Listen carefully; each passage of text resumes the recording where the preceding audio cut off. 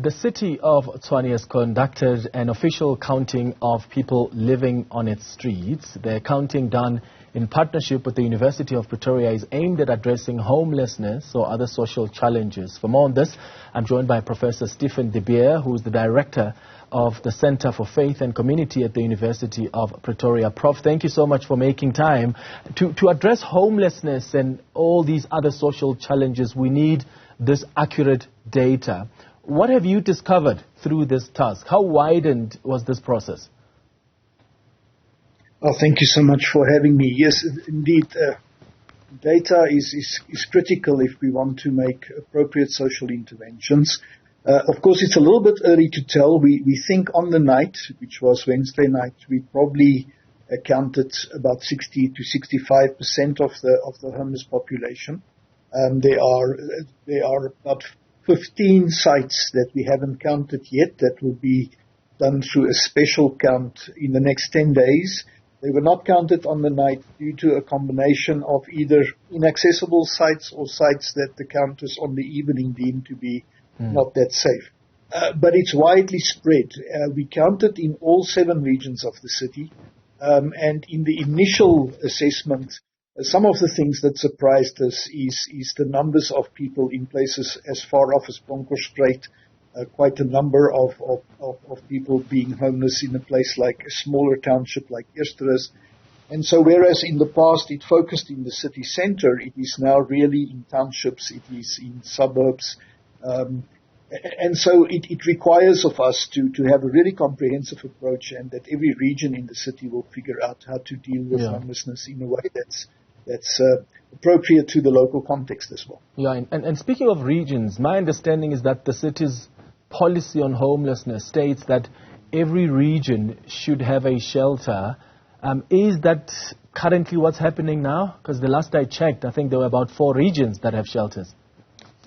Right, yeah, that's not yet the case. And so that is a challenge that we need to, collectively address between the city with support from Gauteng province, where the bulk of funding for shelters at the moment comes from, but also in collaboration with the non-profit sector. Because in some of the regions where there's a concentration of homeless people, it's not only that shelters are not present, but very few services exist. We don't have the figures yet, but in the pilot count we've done about 2-3 months ago, we realized that only 10% of people who are homeless access any form of social grant, and yet they are among the most vulnerable of our population. And so it's critical to make sure that the policy gets implemented, that there are shelters and other forms of housing, not just shelter, but longer-term housing, especially for older people who will not work productively again. We think from the initial figures that about 10 to 15% of people are older than 60. And so every region really need to address that. And that can only be done collaboratively. But you're very right. I mean, only at the moment there are only 4 regions with some form of shelter, and this needs to be attended to. Yeah. What comprehensive plan do you think is needed, Prof, to address this issue of homelessness? I had the Premier of Gauteng the other day say he wants to take all Nyaupe children to a state farm, including homeless people, and they'll stay there and be rehabilitated. And he says government has essentially been funding NGOs to deal with this, and yet the problem persists. So one, do you think NGOs have failed to deal with this problem? And 2, would this plan work? That's a good question. I think firstly, there's no proof that government necessarily will do it better. There aren't examples of that, so that needs to be. I think the only way to do this is collaboratively, and if we start to play a blaming game saying it's either the state or NGOs that are failing, I don't think we're helping each other. During hard lockdown, we saw how NGOs came to the table in an amazing way in many of our cities. And also how, for example, in Gauteng, for the first time, there was a policy since 2020 and funding by the Gauteng government into homelessness. So it's still early days. I think it's a great breakthrough, and we're only 2 years into that. So to already say NGOs have failed, I think is not fair to NGOs. It's not fair to the state either.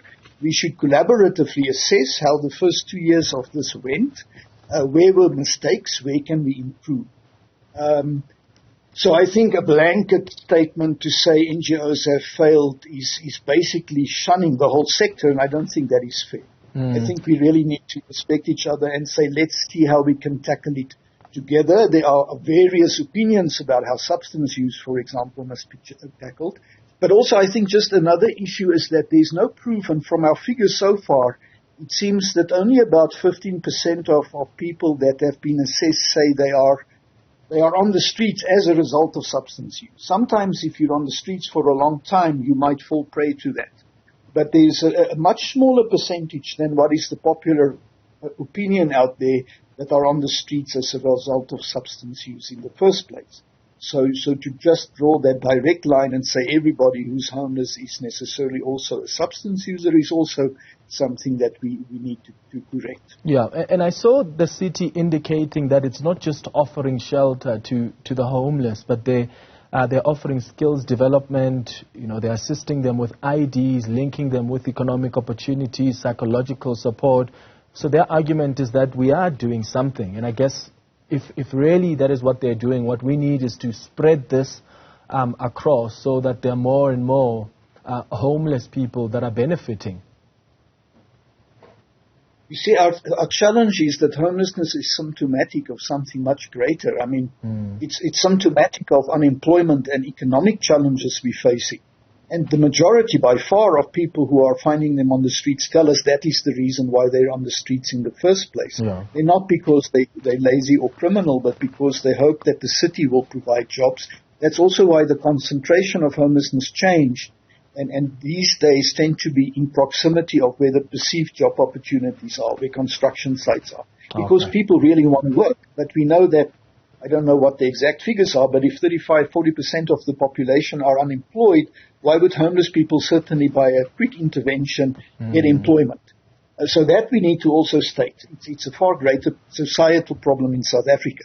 But definitely, all those shelters and other programs that are in place are trying to have holistic approaches, bringing healthcare, and I think that's one of the areas where in Tshwane we're starting to make progress, bringing primary healthcare and support much closer to homeless persons. And we hope that in the next year or two, all hotspots and all shelters will have close access to healthcare, but also wider psychosocial economic support. So all of that is necessary. It requires something much more comprehensive.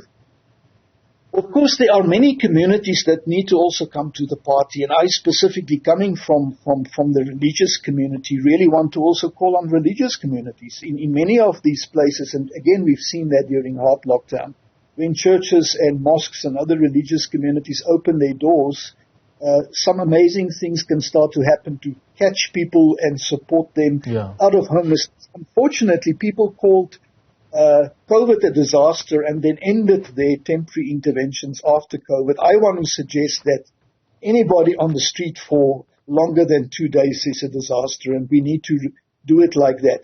Maybe just to say this, one of the scary things that already surfaced from our stats is that more than 50% of people who find themselves homeless have been on the streets for longer than 4 to 5 years. That presents a great challenge to the whole sector, to the state, to non-profits, to everybody, to say, how is it possible that people are on the streets for so long? They've become almost chronically homeless. We really need to ask new questions, all of us, to ourselves. And then again, are we failing?